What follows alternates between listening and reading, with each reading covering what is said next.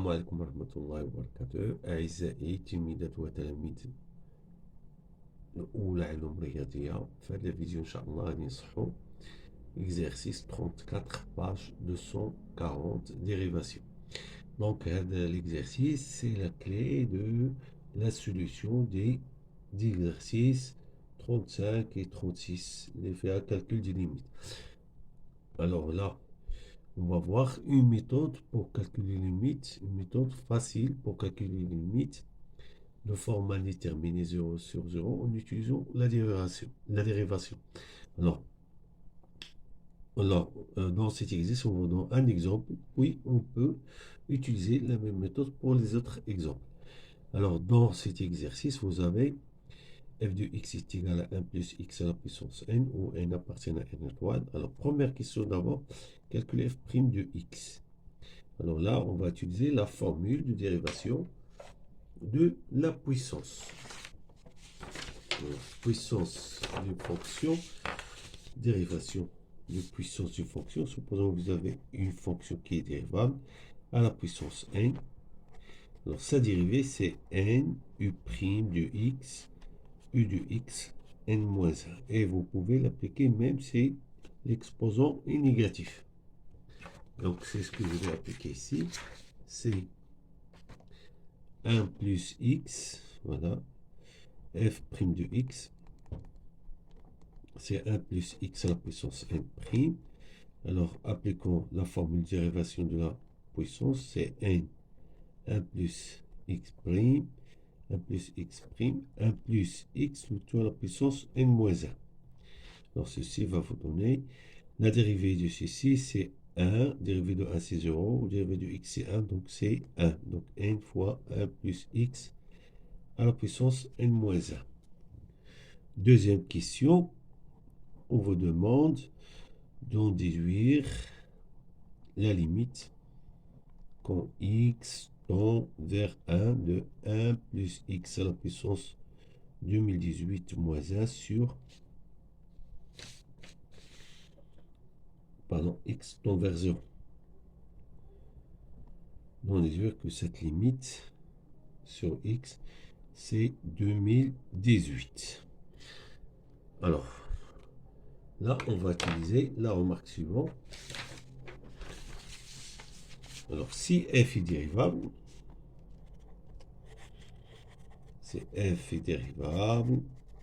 alors, on a un point A, la limite de taux d'accroissement, d'après la définition, doit être le nombre dérivé. Voilà. Alors, si vous trouvez une limite d'une expression de la forme de taux d'accroissement où f est une fonction dérivable en A, alors directement, vous allez seulement dire que puisque f est dérivable, donc la limite est égale au nombre dérivé. C'est ce qu'on va appliquer ici. Est-ce qu'on a cette fraction ressemble à une fraction de ce genre? Voilà. Donc là, on voit bien, si vous posons par exemple f de x, ou bien g de x, on va changer la notation, g de x est égal à 1 plus x à la puissance 2018. Si je calcule g de 0, ceci va vous donner 1. Donc, cette fraction, il est de la forme g de x moins g de 0 sur x moins 0. Il faut justifier pourquoi dérivable. Voilà, c'est une fonction polynôme. Je peux considérer g est dérivable sur R, car g est une fonction polynôme. Il faut justifier pourquoi.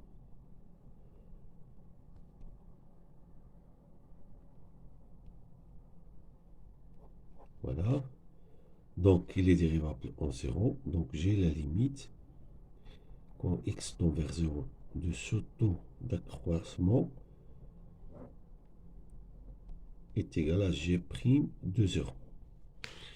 Alors, je vais calculer maintenant g de x, g' de x. D'après la première question, c'est 2018, 1 plus x à la puissance 2017. Ça, c'est d'après la première question. Donc, g' de 0 est égal à 2018. Et alors, notre limite, quand x tend vers 0, de 1 plus x à la puissance 2018 moins 1 sur x égale à 2018. Voilà, c'est comme ça qu'on peut utiliser la dérivabilité pour calculer la limite. L'exercice suivant, c'est le même genre d'exercice. Alors là, on vous donne une fonction g définie sur l'intervalle moins p sur 4, p sur 4, g de x égale tangente de 2x. Alors, première question, calculer g' de x pour tout x appartient à moins p sur 4, p sur 4. Mais il faut toujours justifier pourquoi il est dérivable. Pourquoi la dérivée existe. Là, je veux appliquer le théorème que vous avez fait, c'est le composé d'une fonction dérivable par une fonction affine, ou bien une fonction affine par une fonction dérivable. Bon, la condition pour que cette fonction soit dérivable, il faut que f soit dérivable sur un intervalle i. Alors, si vous avez, quel que soit x appartient à un intervalle g, vous avez ax plus b dans i, alors cette fonction ax plus b est dérivable sur cet intervalle g. Parce que pour calculer f de ax plus b, là, vous allez prendre x sur un intervalle et vous devez avoir ax plus b dans l'intervalle i, sur lequel f est dérivable. Voilà. Donc, il faut partir d'un intervalle g de telle sorte à voir, lorsque vous calculez ax plus b, vous tombez sur l'intervalle i, un nombre de l'intervalle i. Alors, pourquoi ceci? Parce que j'ai la fonction tangente est dérivable en tout point de son ensemble de définitions. En tout point distinct des réels p sur 2 plus kp avec k appartiennent à z. Et si la fonction affectée est à l'intérieur de la fonction tangente, c'est 2x. Donc, je pars de l'intervalle moins p sur 2, p sur 4, p sur 2. Alors, si je multiplie par 2, j'obtiens 2x appartient à moins p sur 2, p sur 2. Et sur cet intervalle, les 2x sont toujours différents de ces réels. Et donc, tangente 2x est une fonction dérivable.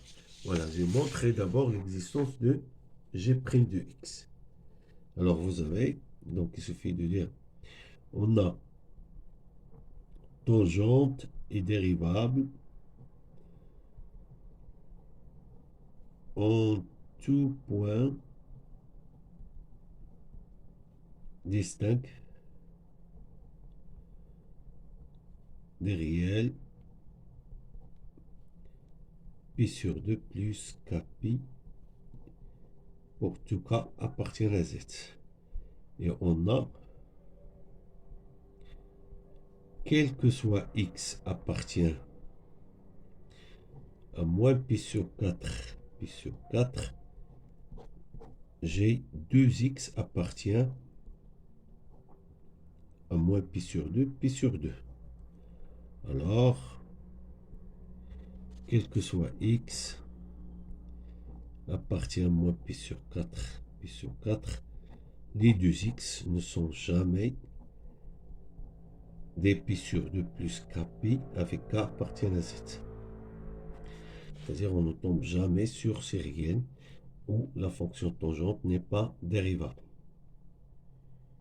Et alors je peux affirmer, alors g est dérivable sur cet intervalle. Maintenant, pour le calcul de la dérivée, je rappelle la formule de dérivation.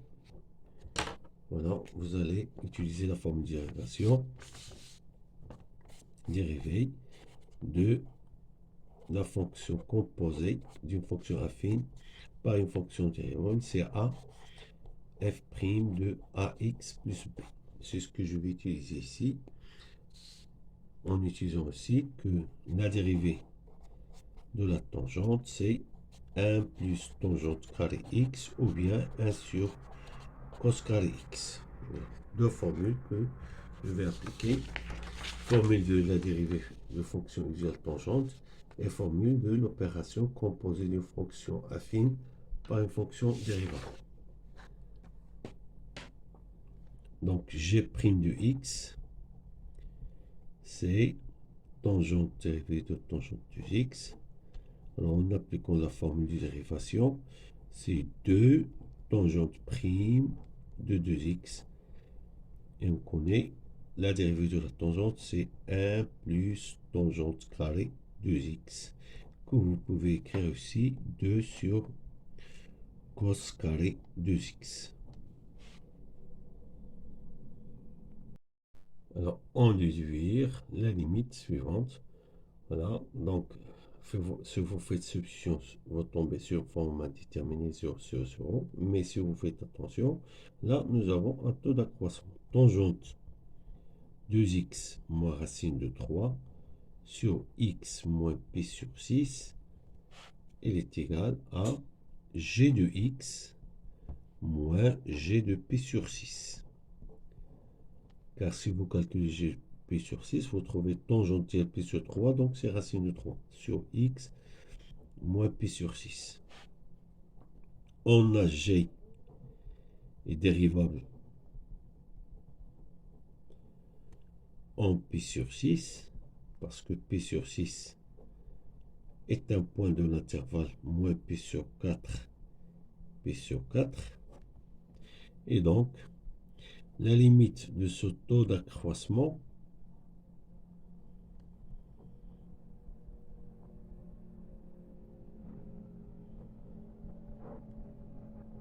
c'est le nombre dérivé. Voilà, c'est ça l'astuce pour calculer cette limite. Donc, c'est 2 sur cos carré de pi sur 3. Car c'est cos carré de 2x. Donc, c'est cos de pi sur 6, c'est cos carré pi sur 3. Cos carré pi sur 3, c'est 1 sur 4, donc ça donne 8. Et donc, notre limite,